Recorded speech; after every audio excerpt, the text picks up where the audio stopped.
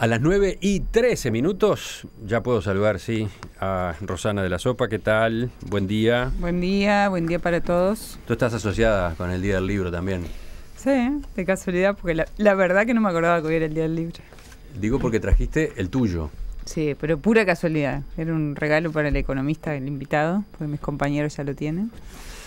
Agro, la revolución sorprendente. ¿Cuándo se hizo? ¿A fines del año pasado? A fines del año pasado, estamos en la segunda edición. Ese era lo novedoso del regalo. Estás contentísima. Estoy contenta porque recién ahora empieza a moverse hacia el interior del país, que era uno de los objetivos importantes, de que los pueblos y las ciudades también tuvieran cercanía con el tema. Les cuento cómo estamos en Montevideo. Rosana, ahí afuera, ¿qué sensación tuviste? Bueno, cuando llegué medio temprano además, estaba bien fresco, ¿no? Ahora, ustedes que llegaron después, ¿qué encontraron? Está agradable. Agradable, normal. Yo sigo teniendo marcas de 6 grados, 7 grados. No, ya subió, ¿no? Yo creo que estamos arriba de 10 seguro, seguramente en 12, 13. Los grados de ahora no son como los de antes. La humedad alta anda por el 99%, el viento sopla del norte a 6 kilómetros por hora, la presión 1022 hectopascales y el cielo nuboso, acá en el centro. La Mesa Agropecuaria de En Perspectiva es una presentación de Agroenfoque, Innovación y Tecnología, cuidando el medio ambiente. New Holland Agriculture, con el respaldo de Corporación de Maquinaria. Isusa, para su nueva línea de fertilizantes Isusa Micromás. UPM en sus 25 años en Uruguay. UPM, a la vanguardia de la nueva industria forestal. Hace tiempo que escuchamos que el viento a favor que venía de afuera ayudó a nuestro país a crecer al ritmo que lo ha hecho en la última década. Pero, ¿qué pasa cuando el viento cambia de dirección? ¿Qué pasa cuando el viento pasa a soplar en contra? El sector agropecuario es uno de los más importantes en la producción nacional. De sus resultados depende en buena medida la marcha de la economía del país y también la buena salud de las finanzas públicas. Entonces, ¿qué efectos pueden provocar en la actividad nacional y en el bolsillo de los uruguayos esta nueva realidad de precios de algunos productos, precios que en sus valores anteriores habían impulsado el boom del agro? De esto es que vamos a charlar hoy en esta edición de la Mesa Agropecuaria. Rosana, presentamos a los invitados. Sí, cómo no. Gabriel Odone, doctor en Historia Económica por la Universidad de Barcelona y economista por la Universidad de la República, socio de la consultora CPA Ferrer. Buen día, Gabriel, bienvenido. Buenos días, muchas gracias por la invitación. Bueno, Rodolfo Catalán Irigoyen. A ese lo conozco. No precisa presentación. Bienvenido. Buenos días. Y por último, Bernardo Bocking, sí, que es uno de los nuevos integrantes de nuestro equipo, asesor agrícola y en riego, radicado en Salto. Bernardo, buen día, bienvenido. Buen día y muchas gracias, la verdad que es muy lindo estar por acá y compartir esta mesa. Desde ya el agradecimiento por haber aceptado la invitación nuestra para formar parte del equipo, por incorporarse de este año. Por favor, la verdad que es un gusto y un honor. Vamos a la primera pregunta, una ronda rápida con todos ustedes, pero quizás con Gabriel en primer lugar. ¿Cuán diferente es el contexto de la actividad agropecuaria hoy en comparación con el de los últimos 10 años? ¿Qué factores han cambiado? Bueno, yo diría que el escenario internacional ha cambiado en 2 o 3 elementos, que es lo que le impone al sector agropecuario una nueva realidad. En primer lugar, estamos ante un escenario de aflojamiento de los precios principales. Con excepción de la carne, tenemos una caída del orden entre el 25 y el 30% de los precios respecto de lo que hace un año y medio teníamos. Eso claramente introduce un nuevo escenario. Detrás de ese fenómeno hay factores de naturaleza relativamente permanente y algunos más circunstanciales. Los permanentes tienen que ver con un fortalecimiento del dólar a nivel global. En la medida que los commodities se transan en dólares, el fortalecimiento del dólar supone un aflojamiento del precio de esos productos. Eso, nuestra impresión, y creo que la de todos los colegas, es que es un fenómeno que vino para quedarse, porque lo que el dólar tenía era un nivel extremadamente bajo. Y hay otros factores más circunstanciales que tienen que ver con los fundamentos específicos de cada uno de los mercados, en el caso de la soja, en el caso de los cereales, en general fenómenos que tienen que ver con el balance de stocks a nivel global, que si quieren después lo podemos conversar con más detenimiento. Pero la impresión que todos tenemos es que, si bien es cierto que esta caída del 30% de los precios en promedio parece haber tocado un piso, esto es, no se ha seguido profundizando, al menos en los últimos 2 o 3 meses, estamos estamos lejos de pensar en que eso va a tener una reversión. O sea que el escenario de precios, en primer lugar, es totalmente diferente. Pero hay otros elementos. Hay otros elementos, por supuesto, que tienen que ver con un evento climático que también es transitorio, que está afectando probablemente, potencialmente, a la producción en los próximos meses, y eso también introduce presión.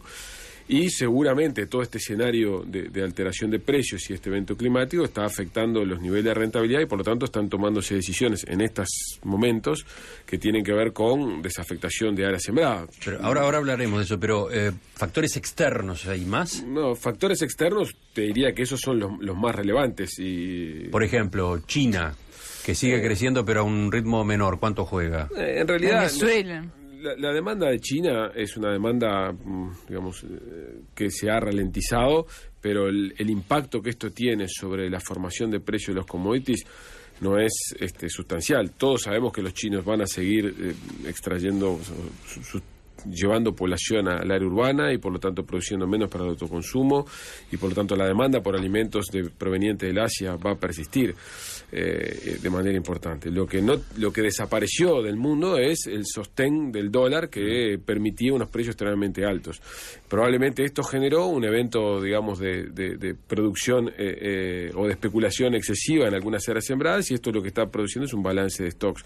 Pero yo diría que esos factores de muy largo plazo, como es la demanda por alimentos, no ha cambiado, y eso va a seguir siendo un viento favorable para nuestros países. Los otros integrantes de la mesa, ¿qué otros datos incorporan en cuanto al contexto? Sí, básicamente comparto plenamente, son los dos aspectos relevantes externos, que son los precios y el clima, de los cuales de alguna manera estamos más o menos acostumbrados a esas variaciones, esos vaivenes que tienen, pero la realidad que después de este boom de 8 o 10 años, el crecimiento y el desarrollo, que de alguna manera bien lo manifestaba Rosana en su libro, y la realidad actual del agro también es distinta, ¿no? Se generó un boom, la situación de la sociedad en cuanto al aspecto salariales y demás es totalmente distinta, y hoy estamos posicionados por los factores externos y por decisiones internas propias del país de los últimos años, que nos ponen en otra situación, en otro contexto, para encarar lo que se viene, ¿no? Bernardo, una pregunta. Odone manifestaba el clima como transitorio, como a nivel de producción. ¿Estamos tomando el aspecto clima como un tema transitorio, o estamos acostumbrándonos a que sea más bien algo permanente? Es permanente esa variabilidad, por lo tanto es transitorio. En este momento estamos en un periodo de déficit de agua, van a venir otros momentos, bueno, como tuvimos hace 3-4 meses, excesos, pero lo que sí es permanente, esa variabilidad que cada vez aparenta ser más constante. Catalán, ¿tú agregás algún elemento más? Básicamente en todo de acuerdo. Marcaría un par de matices nomás sobre lo que decía Gabriel. El primero es que la carne, que es un rubro de gran importancia, no tuvo esa caída de precios que se promedia, digamos, en 25-30% en los demás rubros, pero sí tuvo un ajuste interno importante, porque en la medida que a la industria le aumentaban sus costos de producción, por una parte, por otra parte también había enfrentamientos a veces en sus países de origen que se manifestaban como coletazos acá, pero el hecho es que hizo un ajuste grande, por lo cual el precio al productor sí tuvo esa caída. Entonces, si se miran los precios internacionales, la caída es marginal, pero a nivel del productor, que es donde se definen las inversiones de la parte primaria, que es la restricción principal, porque por el lado industrial hay capacidad ociosa abundante, ha provocado una disminución bastante importante de las expectativas. Y la otra cosa es que, sobre tu pregunta, Emiliano, es que a esto podríamos haberle llamado crónica de una muerte anunciada, porque... ¿Desde cuándo anunciada? Este ciclo empezó en el 2003. Partíamos de una base bajísima, porque habíamos tenido una década problemática, la de los 90 con el atraso cambiario, a lo que se suma en el 99 la brusca devaluación de Brasil, que nos privó del mercado más importante y nos hizo perder competitividad en forma muy violenta. En el 2000 una sequía de mucha importancia, en el 2001 la aftosa, y en el 2002 la crisis financiera que implicó sobre un nivel de endeudamiento muy alto que tenía el sector, implicó una duplicación prácticamente de el peso de esa deuda. Entonces, arrancando de muy abajo, en el 2003 se empezó a mejorar enormemente los precios relativos de todos los rubros, digamos. Empezó un proceso de recuperación muy importante que lleva, iba a decir que lleva 12 años, no, digo, yo creo que hasta hace 2 años, unos 10 años, del 2003 al 2012, 2013. Y bueno, pero no hubo una sola medida en todo ese periodo que no tendiera a actuar en forma procíclica. O sea, el ciclo de alza no se aprovechó para hacer ajustes internos o alguna forma de previsión.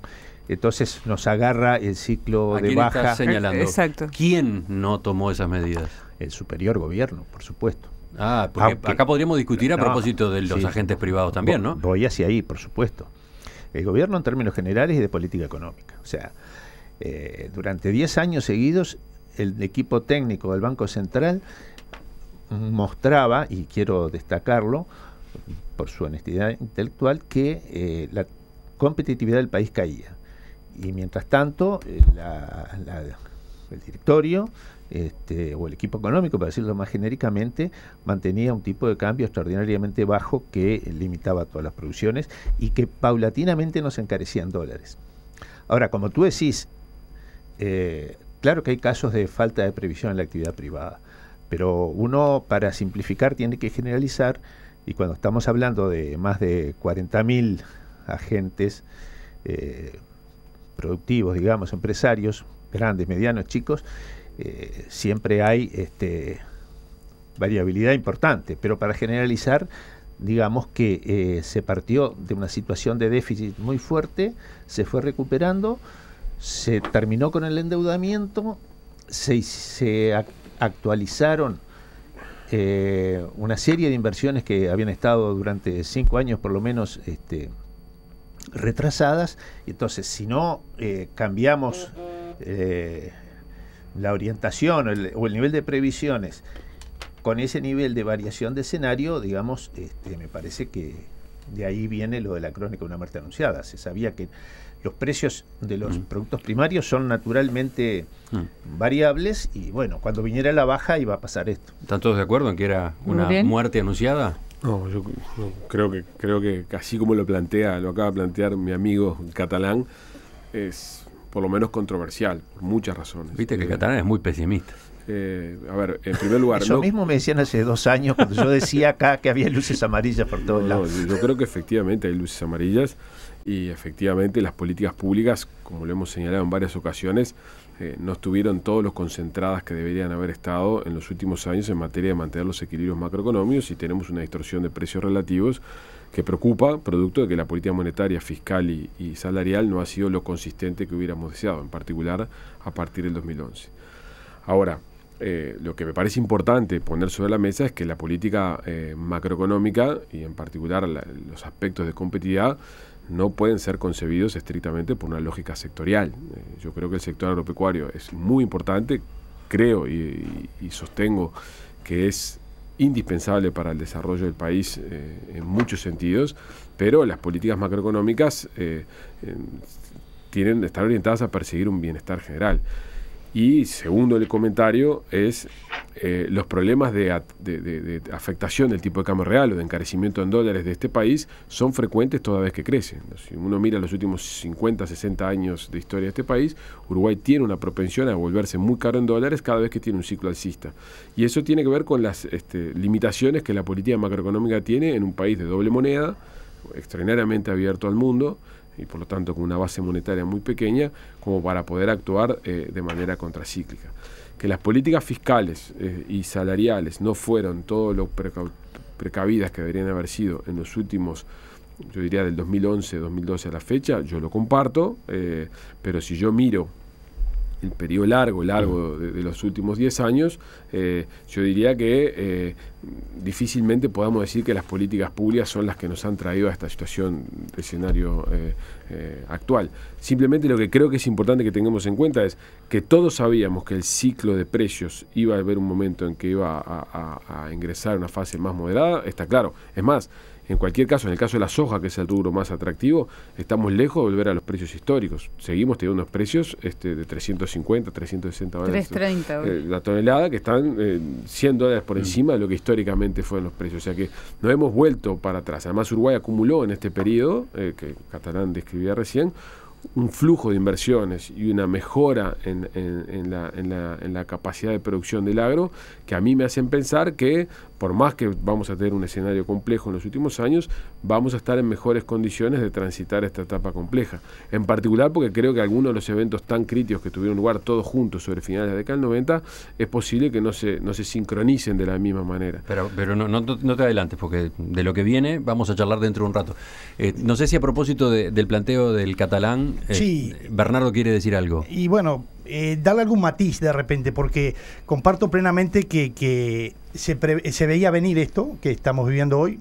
Algunos lo vieron un poco antes, otros nos costó un poco más, veníamos con mucho optimismo, pero creo que no sería tan drástico de momento que hoy, como bien decía Odone, estamos en una situación distinta en cuanto a endeudamiento, en cuanto al grado de inversión que ha hecho el sector, que podía haber sido más, no tengo duda, podía haber sido distinto, pero hoy estamos en una situación que creo que estamos a tiempo todavía de que estos cambios y estas crisis, que son profundas, por más que estamos en precios ni cerca de los extremadamente bajos que tuvimos, el costo de hoy del país hace que esos precios, que son buenos si lo miramos en términos históricos, pasan a ser realmente muy malos. Entonces, ante esa situación de precios malos y en contexto malo, creo que el país hoy, el sector agropecuario y el país en todo, si toma conciencia de lo mismo y toman determinados tipos de medidas, estamos muy a tiempo de paliar un poco y atenuar esos cambios, y evitando esa gravedad que uno en primera instancia ve del panorama, ¿no? Rosana,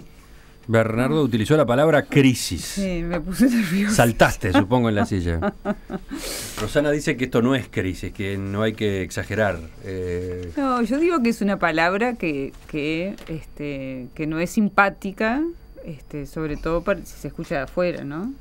Primero porque creo realmente que estamos mejor parados. La idea era que yo no opinara, ¿no? Y segundo porque me parece que crisis suena muy dramático y tiendo a pensar, acercarme más a la posición de Odone. Déjame hacer una salvedad. Mencioné la palabra, pero no dije que estamos en una crisis, o por lo menos no fue mi contexto. Sí, del punto de vista de los precios, ¿no? Pero el término de crisis, como tal vez se está manejando en este momento, no fue mi objetivo manifestarlo, todo lo contrario. Capaz que es mejor describir lo que está pasando en vez de utilizar un término. Enseguida, después de la pausa, me gustaría que ustedes dieran 3 o 4 pinceladas a propósito de cómo está entonces el agro hoy a partir de esos factores que veníamos manejando.